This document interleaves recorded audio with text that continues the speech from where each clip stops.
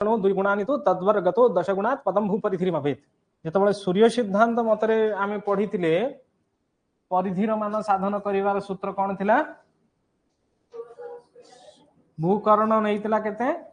भूकर्ण के मान 1600 के वर्ग को 10 से गुणा करके वर्गमूल लेंगे तो क्या प्राप्त होगा? मध्यम भू परिधि मान।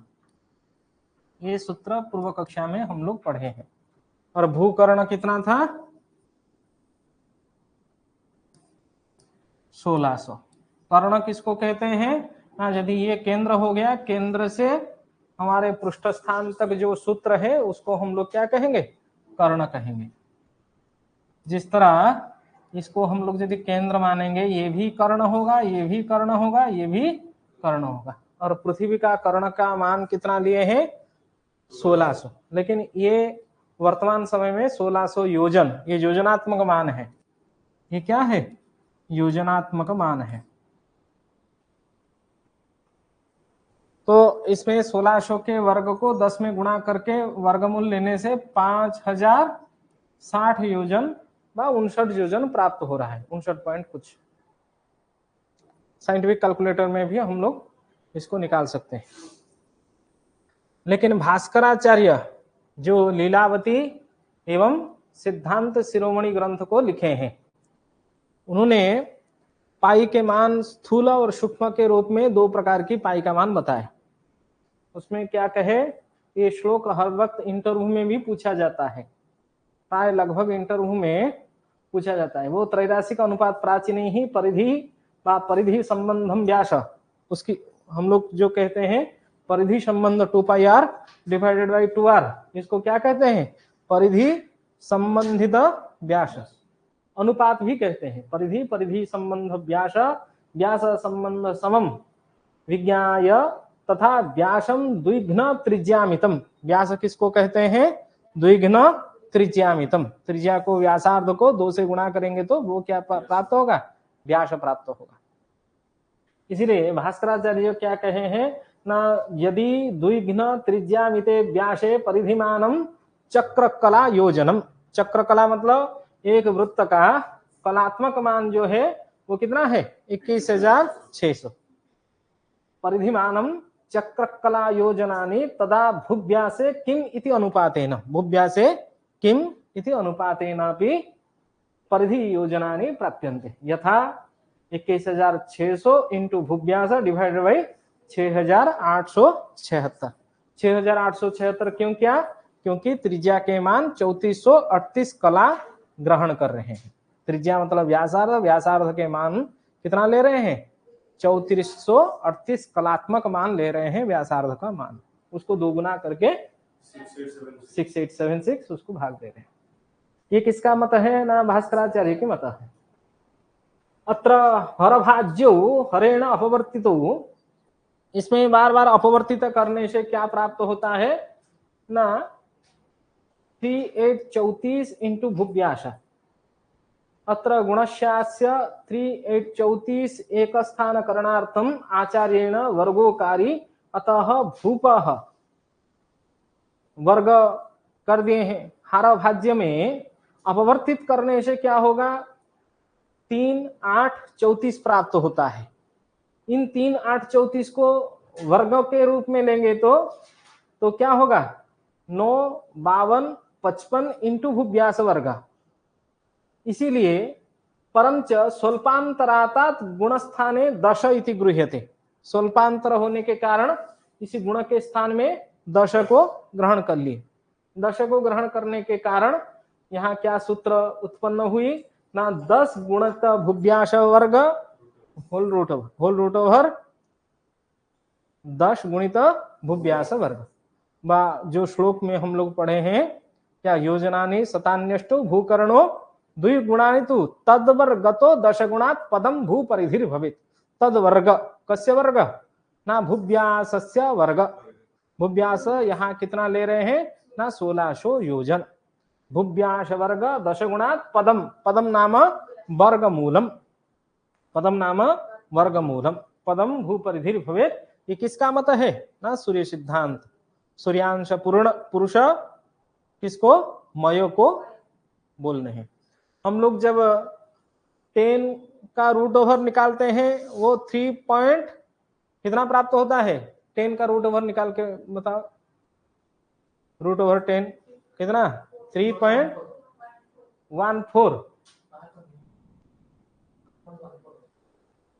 3.14 या 16 होगा, 16 होगा, 14 होगा किसका, 9 पॉइंट जो ये प्राप्त हो रहा है ना, 9, 52, 55, इसका यदि हम लोग वर्गमूल निकालेंगे तभी हम लोगों को 3.14159 ये प्राप्त होगा। एक्चुअली भास्कराचार्य इसीलिए क्या किए, ये सूत्र को ग्रहण नहीं किए हैं। ये जो सूर्य सिद्धांत में परिधि मध्यम भूपरिधि साधन करने की सूत्र बताए, होल रूट ओवर 10 इंटू भूव्यास वर्ग, उसको भास्कराचार्य क्या किए, नांगीकार करके और एक सूत्र बना दिए, क्या, 3927 इंटू भूव्यास डिवाइडेड बाई 1250। 3927 कहां से लाए, तो क्या करेंगे ना, 21,600 क्या हुआ कलात्मक मान संपूर्ण सर्कल, और व्यास कितना हुआ 6,876। इसको काट दो, काट देने से किसमें कटेगा, 3927, 21,000 को 3927 में भाग दे के देखो भागफल कितना प्राप्त हो रहा है, किसमें कट रहा है, किसमें कट रहा है, 5 में, 5 में, और 1250 6,876 को 5 में भाग दो, देखो 1250 प्राप्त हो रहा है या नहीं, दोनों 5 में काट दिए, और ठीक है, काट के उसको छोटा कर दिए, क्योंकि छोटे में अनुपात में गणित करने के लिए सुविधा होगी।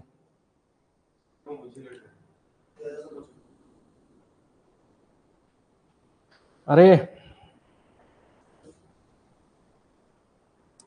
देखो 21,600 भागे 3,927, ये 5 में काटे हैं, देखो क्यों, इसमें 21,000 को 6,876 में भाग दे के देखो कितना प्राप्त हो रहा है, 21,600 डिवाइडेड बाई 6,876 कितना प्राप्त हो रहा है मान,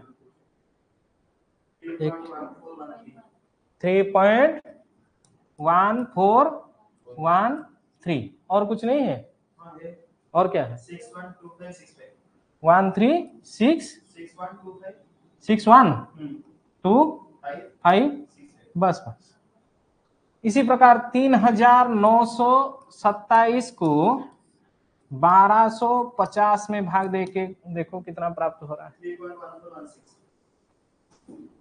3.1416, आगे भी नहीं है। हाँ, ये अपवर्तित किए हैं, अपवर्तित मतलब इसको छोटा किए हैं, केवल भास्कराचार्य क्या किए हैं, यही मान है, ये स्थूल मतलब और इजी करने के लिए, सरल करने के लिए इसको 5 में दोनों संख्या को काट दिए हैं, इसको भी 5 में भाग देके ये संख्या प्राप्त किए, इसको भी 5 में भाग देके ये संख्या प्राप्त कर दी।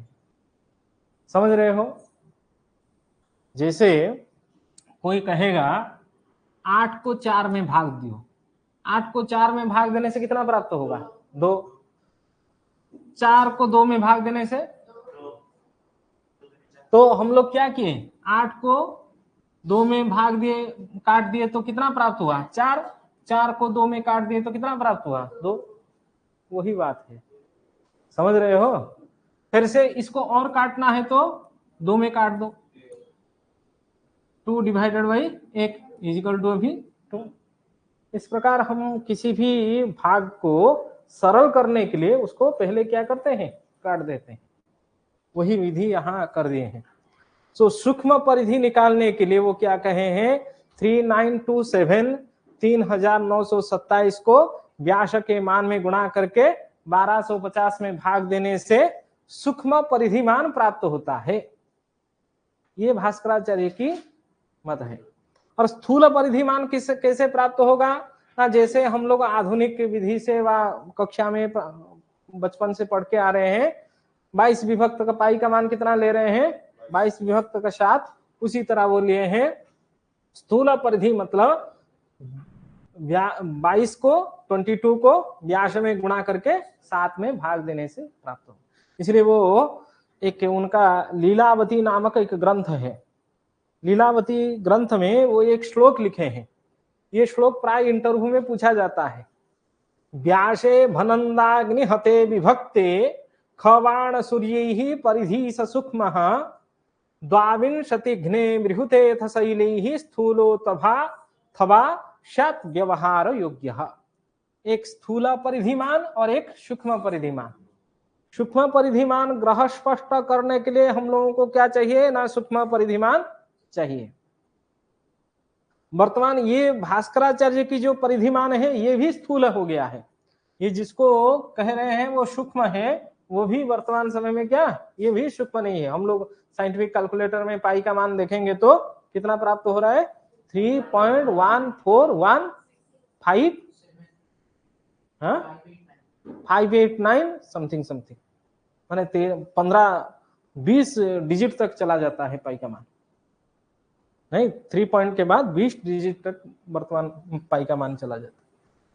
तो व्यासे भनंदाग्नि, भ नंद अग्नि, भ मतलब 27, नंद मतलब 9, अग्नि मतलब 3। व्यासे भनंदाग्नि हते विभक्ते मतलब व्यास को किसमें गुणा करे, व्यास गुणित 3 9 2 27 भनंदाग्नि हते विभक्ते ख बाण सूर्य ही, ख मतलब शून्य, ख बाण मतलब 5, सूर्य मतलब द्वादश आदित्य है, ख बाण सूर्य ही। व्यासे भ नंद, भम नाम नक्षत्रम, नक्षत्रम नाम 27, नंद नाम गावः, गावः नाम 9, अग्नि नाम अग्नित्रयम् अतः 3, भनंदाग्नि हतम विभक्ति, हतम नाम गुणम गुणितम विभक्ति, विभक्ति नाम भक्तम कार्यम, केन भक्तम ना खबाण सूर्य ही भक्तम सह सूक्ष्म। इससे क्या होगा ना, सूक्ष्म परिधिमान प्राप्त होगा। ठीक है, ये क्या सूक्ष्म परिधिमान है। और स्थूल परिधि का सूत्र यहीं पे लिखा है। क्या परिधि का सूत्र लिखा है, कहाँ चला गया, 22 इंटू व्यास divided by 7 is equal to स्थूल परिधि। ये याद रखना है हमेशा के लिए, क्योंकि ये इंटरव्यू में बार बार ये क्वेश्चन पूछते हैं। क्यों 10 में गुणा करते हैं और 1600 का वर्ग क्यों लेते हैं, उसका भी कारण पूछते हैं इंटरव्यू में। चलो, उसके बाद कल की कक्षा में भी हम लोग क्या स्पष्ट भूपरिधि का विषय भी समझे थे। स्पष्ट भूपरिधि किसको कहते हैं, एक तो मध्यम भूपरिधि और दूसरा क्या है स्पष्ट भूपरिधि। ये भी एक प्रश्न हमेशा पूछा जाता है।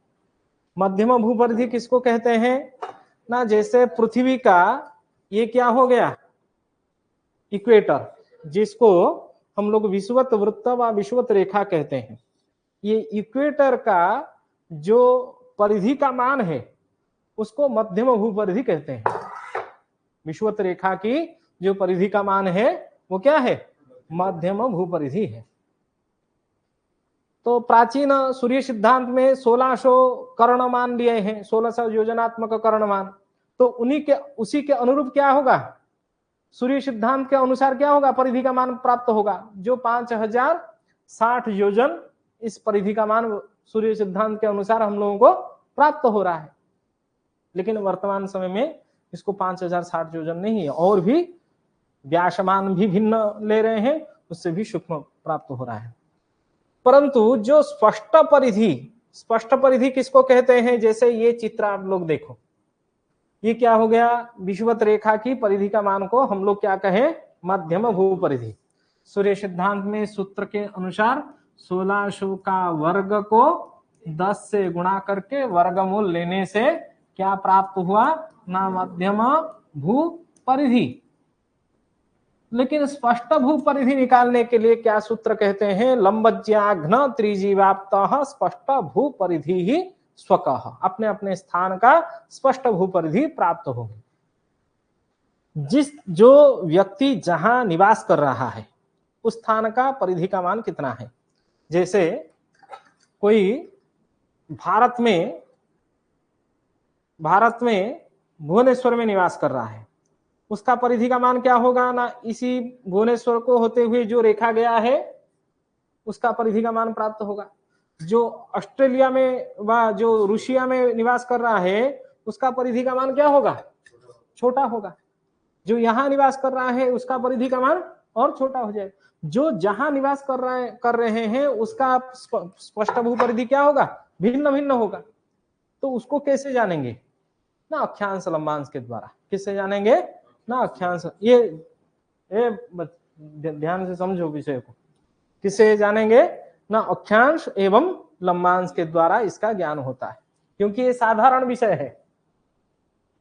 इसको जानना सभी सिद्धांत छात्रों के लिए जरूरी है, इसीलिए बता रहा हूं बार बार। चलो, जब ये क्या हो गया, मध्यम भूपरिधि हो गया, बीच में जो इक्वेटर विषुवत रेखा का परिधि का मान। आधुनिक वाले व्यास मान जितना लेंगे उसी के अनुरूप आधुनिक का परिधि का मान प्राप्त होगा।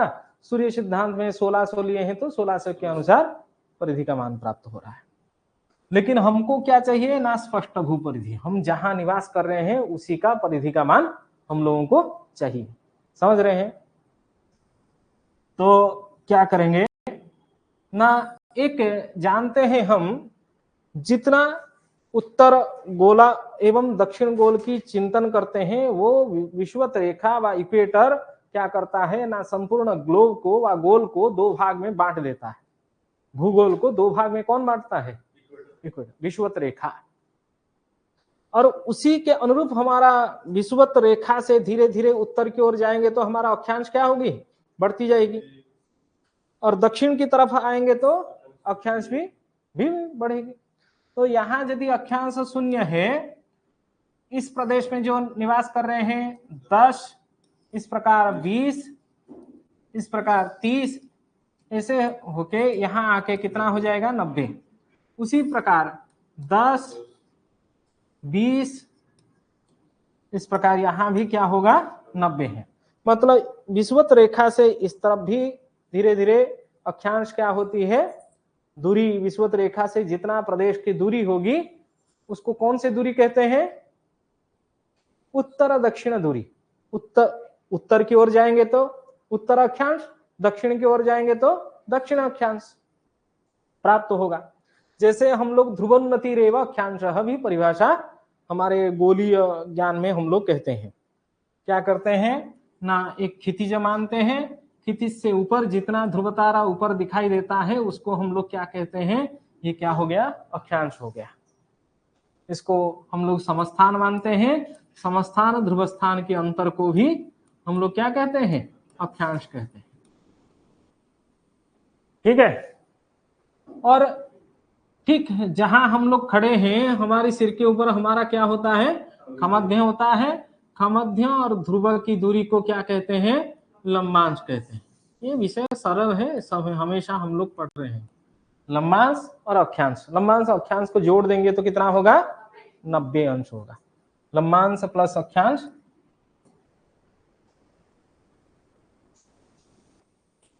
प्लस अक्षांश बराबर कितना हो जाएगा, 90। तो उसी प्रकार यहां से ये चाप यदि हम लोग अक्षांश स्वीकार करें तो ये चाप क्या हो जाएगी, लंबांश। ठीक है, ये अक्षांश चाप और ये लंबांश चाप। मतलब 90 से अक्षांश को घटा देंगे तो हमेशा हमको क्या प्राप्त होगा, लंबांश प्राप्त होगा। लंबांश प्लस अक्षांश इक्वल टू 90, 90 माइनस अक्षांश इक्वल टू लंबांश। ठीक है, अंश से ज्या निकालते हैं अंश से क्या निकालते हैं, ज्या निकालते हैं। ज्या कैसे होता है ना, जैसे एक वृत्त में ये क्या हो गया, ये खमध्य हो गया, ये क्या हो गया ना, क्षितिज हो गया। क्षितिज इस बिंदु को हम लोग समस्थान कहते हैं। क्षितिज इस वृत्त को या म्योत्तर वृत्त के रूप में हम लोग चिंतन करते हैं। ये क्या हो गया, समस्थान हो गया। समस्थान एवं हमारे समस्थान से ध्रुव तारा इतनी ऊपर में दिखाई दी, इसलिए ये क्या हो गया, ध्रुव स्थान एवं समस्थान के अंतर को हम लोग अक्षांश चाप के रूप में समझे। कौन सा चाप, अक्षांश चाप। ये कितना हो गया, समस्थान ध्रुव स्थान का अंतर अक्षांश हो गया, है ना। समस्थान ध्रुव स्थान यो अंतरम या म्योत्तर वृत्ते अक्षांश। इसका ज्या निकालेंगे तो क्या करेंगे, ऐसे एक लंबी खड़ी रेखा खींच लेंगे। एक प्रांत ध्रुव और एक प्रांत स, एक प्रांतात अपर प्रांतोपरि कृता लंब रेखा तच्चापस्य ज्या उच्यते। ज्या का परिभाषा हम लोग पढ़े हैं, पढ़े हो ना, क्या ज्या की परिभाषा क्या है, चापस्य एक प्रांतात, एक प्रांतात गता रेखा अन्य प्रांत व्यासार्धोपरि, अन्य प्रांतात गता व्यासार्धोपरि या लंब रेखा सा भवति तस्य चापस्य ज्या। तभी ये अक्षांश चाप का ये ज्या होगा तो इसको हम लोग क्या कहेंगे, अक्षज्या कहेंगे। कौन सा ज्या कहेंगे, अक्षज्या कहेंगे। इस प्रकार ये क्या हो गया ना, ख ध्रुव लंबांश हो गया। तो ये लंबांश चाप का क्या हो जाएगा, ये ज्या हो जाएगी, ठीक है। ये क्या हो जाएगी, लंबज्या हो जाएगी। ये कौन सा, इतना लंबज्या हो जाएगी, इतना अक्षज्या हो जाएगी। ये के है, के मतलब केंद्र, इसको प नाम दे दीजिए, इसको च नाम दे दीजिए। तो ध्रुव च इजिकल टू प के, प ध्रुव इजिकल टू के च, निश्चित है ये। तो ये हो गया क्या, त्रिज्या। त्रिज्या मतलब व्यासार्ध है। ये भी लंबज्या हो गया, क्योंकि इसका सम्मुखीन ये हो रहा है, तो ये लंबज्या, ये अक्षज्या, ये त्रिज्या, एक समकोण त्रिभुज यहां बन गया। जैसे समकोण त्रिभुज में क्या होते हैं, अक्षज्या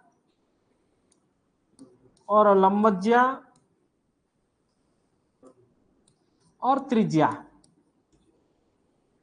इसको जातीय त्रिभुज भी कहते हैं। इसको क्या कहते हैं, जातीय त्रिभुज भी कहते हैं। इस क्षेत्र में एक कोण क्या होगा, 90, और दो बाकी दो कोण मिलके भी 90, नहीं 45 कुछ भी हो, ये दोनों मिलके 90 होगा, तो संपूर्ण 180 अंश होगा। तो यहां कह रहे हैं इस लंबज्या व्यासार्ध के द्वारा यदि त्रिज्या व्यासार्ध, ये क्या है, त्रिज्या व्यासार्ध, इसको केंद्र को इस ये केंद्र मानते हुए इस व्यासार्ध से हम लोग एक वृत्त का रचना करें, तो ये क्या हो गया, मध्यम भूपरिधि हम लोगों को प्राप्त हुआ। इसको व्यासार्ध, इसको केंद्र मान लो, प बिंदु को क्या मान लो, केंद्र मान लो। और प ध्रुव क्या हो गया, लंबज्या। प ध्रुव व्यासार्ध के द्वारा यदि एक वृत्त का हम लोग रचना करेंगे, वो क्या होगा, स्पष्ट भूपरिधि। ये हो जाएगा मध्यम भूपरिधि, ये क्या हो गया, स्पष्ट भू। मतलब जिसका लंबज्या जितना, उसका स्पष्ट भूपरिधि ही उतना ही प्राप्त होगा। इसी को सूत्र के आकार में बताते हैं। क्या बताते हैं ना, मध्यम भूपरिधि इंटू लंबज्या डिवाइडेड बाई त्रिज्या इज इक्वल टू स्पष्ट भू परिधि। क्या अनुपात हो गया, तो निद्रा नहीं रे। त्रिज्या में यदि मध्यम भूपरिधि क्योंकि त्रिज्या व्यासार्ध में मध्यम भूपरिधि और लंबज्या व्यासार्ध में स्पष्ट भूपरिधि। समझ रहे हो? अरे त्रिज्या व्यासार्ध द्वारा यदि मध्यम भूपरिधि प्राप्यते, लंबज्या व्यासार्धेन किम भवति? स्पष्ट भूपरिधि प्राप्यते। उसी को त्रैराशिक अनुपात कहते हैं। 3 राशियों के ज्ञात से चौथे राशि का ज्ञान ही क्या हो जाएगा? त्रैराशिक अनुपात। समझ गए बात को? यहां श्लोक देखो अभी, लंबज्याघ्न त्रिजीवाप्तः स्पष्ट भूपरिधि ही स्वकः। यही एक ही लाइन का यह अनुपात है। उसके बाद तेन देशांतराभ्यस्ता ग्रहभुक्तिर विभाजिता, तेन देशांतराभ्यस्ता ग्रहभुक्तिर विभाजिता कलादि तत्फलम प्राच्याम ग्रहेभ्यः परिशोधयेत् रेखा प्रतीचि संस्थाने प्रक्षिपेत् स्युः स्वदेशजा। एक रेखा देश और एक स्वदेश। अभी वर्तमान हम लोग मोबाइल अथवा हाथ में घड़ी यंत्र पहनते हैं, बाद लैपटॉप में टाइमिंग देखते हैं। हर जगह टाइमिंग क्या है? अभी हमारे घड़ी यंत्र में यदि 10 बजा है, वहां भी दिल्ली में जो रह रहा है उसका घड़ी यंत्र में भी 10 बजेगा। कुछ भिन्नता है? नहीं। सारा भारत में एक ही टाइम, जिसको हम लोग standard time, Indian standard time कहते हैं, भारतीय मानक समय। वो कैसे निर्धारण किए और कौन लोग निर्धारण किए इसको? अंग्रेजों ने। क्यों? क्योंकि हमारा जो समय का ज्ञान की परंपरा था वो किस प्रकार था? सूर्य घड़ी के आधारित। सूर्य घड़ी यंत्र के आधार से हम लोग क्या समय का ज्ञान कर रहे थे। लेकिन उनके आगमन के बाद ये कुछ जो कार्यालय के कार्य हो अथवा कुछ रेल यान इत्यादि यान का परंपरा, उसमें विसंगति दृश्यमान हुआ, जिस कारण से वो लोग क्या किए? ग्रीनिच रेखा से ग्रीनिच को क्या मान लिए? ग्रीनिच में जहां घटी यंत्र बना हुआ है उस स्थान को एक संपूर्ण पृथ्वी का मध्य रेखा मान लिए ना, इक्वेटर नहीं, उसको रेखा देश के रूप में स्वीकार किए। उत्तर दक्षिण रेखा जिसको हम लोग कहते हैं, जिस उत्तर दक्षिण रेखा से हमारा देश कितने दूरी पे है उसको हम लोग क्या कहते हैं? देशांतर कहते हैं। देशांतर की परिभाषा याद है? रेखा देश स्वदेशयोः पूर्वापर अंतरम देशांतरम।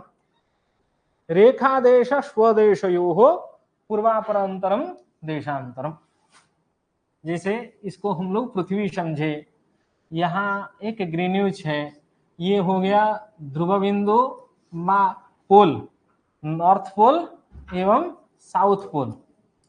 इस नॉर्थ पोल साउथ पोल को होते हुए एक जो रेखा गया है, ये क्या है? ग्रीनिच रेखा। इसको उत्तर दक्षिण रेखा के रूप में बा संपूर्ण पृथ्वी का रेखा प्रदेश के रूप में उसको अंग्रेजों ने ग्रहण की। और इसी के अनुसार हर टोटल वर्ल्ड में माने सभी का एक एक मानक समय फिक्स किए। जैसे इंडिया के लिए कुछ स्टैंडर्ड टाइम, यूएस के लिए स्टैंडर्ड टाइम, ऑस्ट्रेलिया के लिए स्टैंडर्ड टाइम, वो सब क्या प्रत्येक देश के लिए वो निर्धारित किए। उसी के अनुसार उसके टाइम जोन के अनुसार उस देश के घटी यंत्र को विधिवत वो व्यवस्थापित किए। क्योंकि लगभग अंग्रेज लगभग अनेक सारे देशों को क्या किए थे?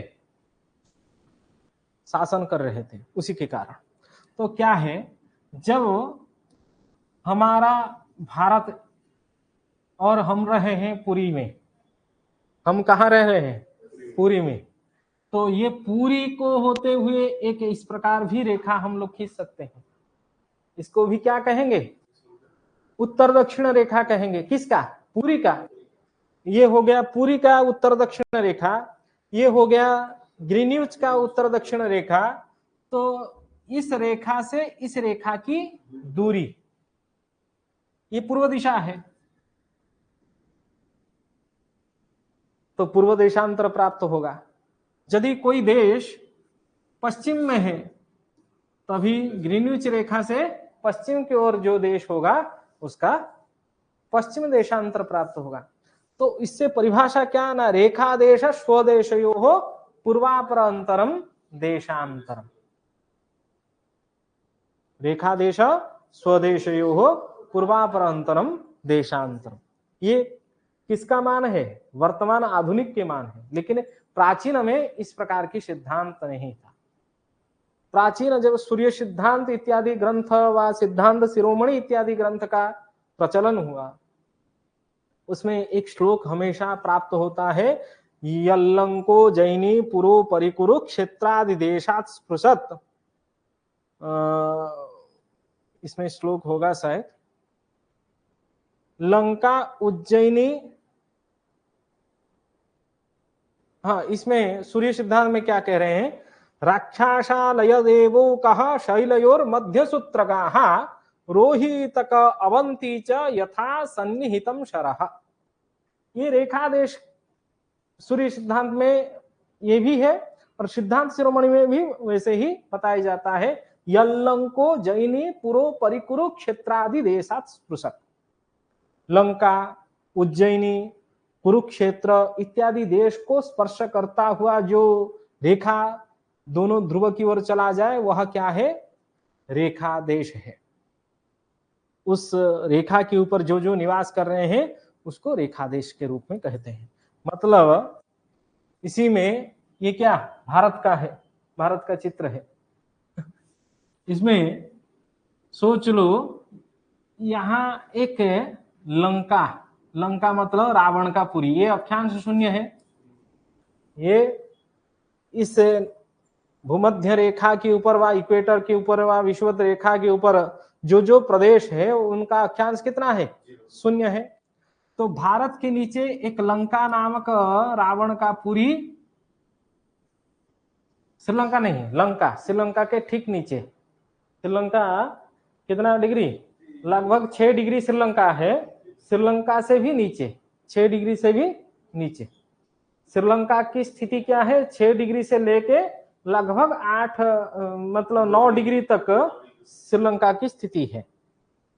इतने अक्षांश है श्रीलंका के अंदर। 6 डिग्री से नीचे लंका जो रावण का पुरी है, उस वह के कौन से प्रदेश है ना? शून्य अक्षांश में है। मतलब हमारा भारत का जो निरक्ष देश था वो क्या है? लंका। भारतस्य निरक्ष देशः लंका। यल्लंको उज्जैनी, ये जो रेखा उज्जैनी हम लोग जानते हैं, यल्लंको जैनी पुरो परिकुरु, कुरुक्षेत्र दिल्ली, हाँ कुरुक्षेत्र वर्तमान समय में क्या है? दिल्ली है। यल्लंको जैनी पुरो परिकुरु क्षेत्रादि देशात् स्पृशक, स्पृशक मतलब स्पर्श करते हुए जहां जहां चला जाए, और दोनों ध्रुव में जाएगा, साउथ पोल एवं नॉर्थ पोल। उस प्रदेश को, यह प्रदेश क्या हो गया? हमारा उस समय प्राचीन काल में रेखा देश के रूप में हम लोग जानते हैं। सूर्य सिद्धांत में भी वही श्लोक है, क्या कहते हैं ना? राक्षसालय, राक्षस आलय, राक्षस जहां निवास कर रहे हैं, देवो कह,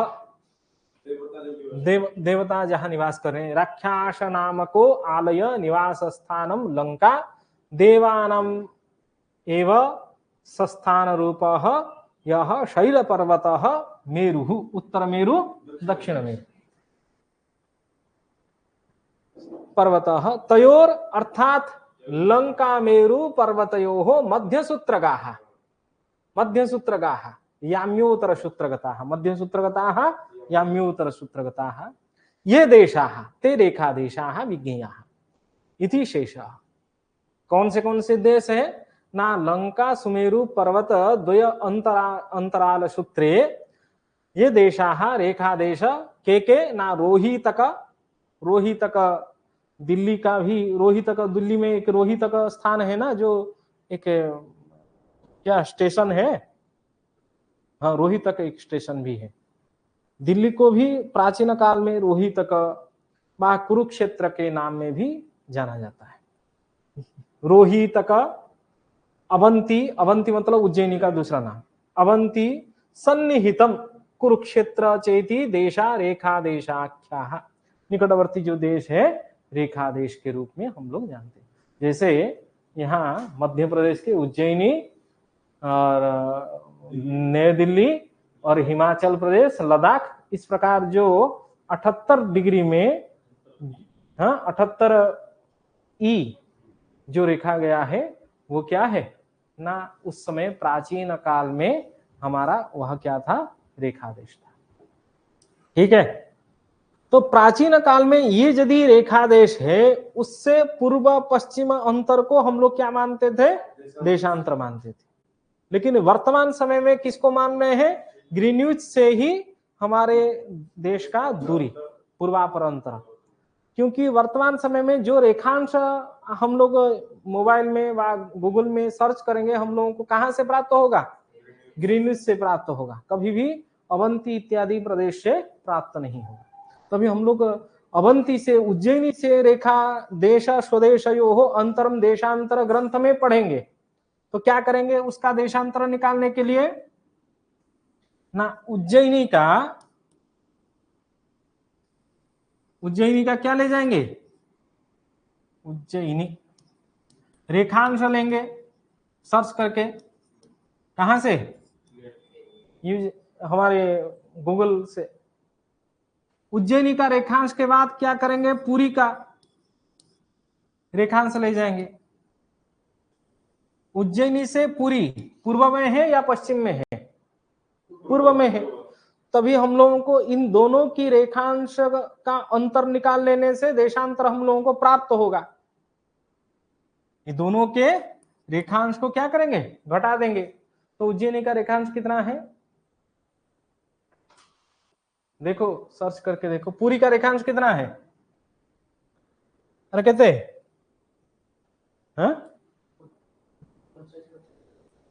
85, पुरी का 85, 50, और उसका उज्जैनी का,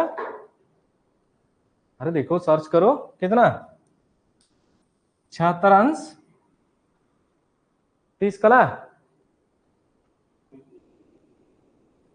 अरे उज्जैनी का रेखांश देखो ना, गलत होगा,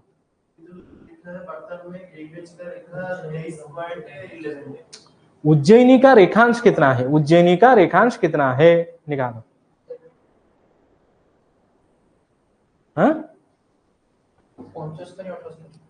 75, 78,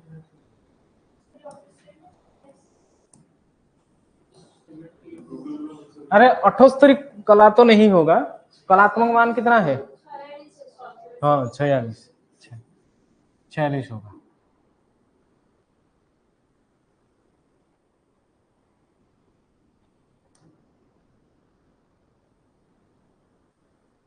इसको घटा देंगे, बड़ा कौन होगा, पूरी होगा, क्योंकि पूरी आगे है, पूर्व की तरफ है, ग्रीन उज्जैनी से भी आगे चला गया है। तो यहां प्राप्त होगा 4 और यहां प्राप्त होगा 10, 10 4, 10 अंश 4 कला, ये क्या 10 अंश 4 कला। इसको घंटा मिनट में कैसे बदलेंगे, इसको घंटा मिनट में कैसे कन्वर्ट करेंगे, संपूर्ण पृथ्वी को पूरा चक्कर लगाने के लिए कितना समय लगता है, पृथ्वी कितना समय लगाता है, 24 घंटा। 24 घंटे में स्थूल रूप में लेंगे, 24 घंटे में पूरा अहोरात्र पूरा करता है। ठीक है, 24 घंटे में यदि पूरा अहोरात्र पूरा कर रहा है, 24 घंटे में कितना डिग्री चल रहा है, 360 डिग्री। 24 घंटा कितना मिनट है, अरे 24 को 60 में गुणा करेंगे तो मिनट में बदल जाएगा ना, 24 में 60, 24 को 60 में गुणा करके देखो कितना हो रहा है, अरे 24 into 60 is equal to 1440 minute. तो 1440 मिनट में 360 डिग्री गति कर रही है। 1440 डिग्री में 40 डिग्री गति करने के लिए उसको कितना समय लग रहा है? 1440 मिनट लग रहा है। 360 डिग्री गति करने के लिए 1440 मिनट लग रहा है। 1 डिग्री गति करने के लिए उसको कितना समय लगेगा? क्या करेंगे? 1440 डिवाइड बाय 360 तो कितना होगा? 4। तो 1 डिग्री गति करने के लिए पृथ्वी को कितना समय लग रहा है? 4 मिनट लग रहा है। कितना मिनट? 4 मिनट लग रहा है। तो उज्जैन से पुरी का दूरी कितना हम लोगों को पता चल रहा है ना? 10 डिग्री 4 कला। तो पुरी का देशांतर हम लोग यदि निकालेंगे, उज्जैनी से निकालेंगे प्राचीन सिद्धांत के अनुसार, कितना हम लोगों को प्राप्त होगा ना? 10 डिग्री 4 कला को हम लोग क्या करेंगे? 4 में गुणा कर देंगे। ये मिनट में बदल जाएगी।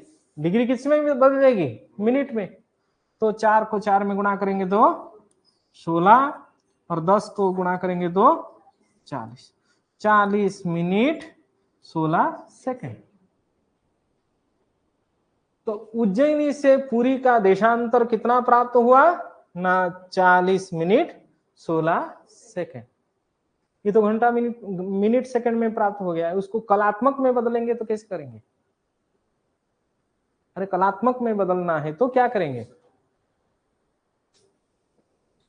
नहीं, दिमाग में नहीं आ रहा है। ये 360 डिग्री ले रहे हैं। ये कितना ले रहे हैं? 360 डिग्री। 1 डिग्री चलने के लिए कितना मिनट लग रहा था? 4 मिनट। 4 में गुणा किए तो ये 360 डिग्री गति करने के लिए हम यदि घटी में कन्वर्ट करेंगे तभी घटीपल में भी हम लोगों को प्राप्त होगा या नहीं? वो 24 घंटा कितना घटी का है? 60 घटी का है। 24 घंटा कितने घटी का है? इसी को आगे लेता हूं। 24 घंटा बराबर 60 घटी। 60 घटी कितने पल का होता है? 3600 पल। कितने पल? जैसे 1440 को 360 में भाग दिए हैं वैसे ही 3600 को 360 में भाग देंगे तो कितना होगा? 10 होगा। तभी 1 डिग्री चलने के लिए पृथ्वी को कितना पल लग रहा है? 10 पल। कितने पल लग रहा है? 1 डिग्री चलने के लिए 4 मिनट है। क्या है? 4 मिनट। और 1 डिग्री चलने के लिए 10 पल भी है। तभी इस 10 अंश 4 कला को हम लोग 10 में भी गुणा कर देंगे तो हम लोगों को क्या प्राप्त हो जाएगा? पलात्मक मान भी प्राप्त होगा। होगा या नहीं? समझ रहे हैं बात को? तो 10 को 4 में गुणा करेंगे तो 40। 10 को 10 में गुणा करेंगे तो 100 पल होता है क्या? ये पल ये विपल हो जाएगा। तो इसको 60 से भाग देंगे तो 40। 1 घटी 40 पल 40 विपल। ये क्या हो गया? पुरी का पलात्मक देशांतर है व घट्यात्मक देशांतर है। ये क्या हुआ? मिनट सेकंड में देशांतर है। ये देशांतर मिनट सेकंड में और ये देशांतर घट्यात्मक व पलात्मक। ठीक है, उसको नोट करो बस। थैंक यू, धन्यवाद। इतना पढ़ लिए। बहुत बहुत पढ़िया उचित नुहे नहीं।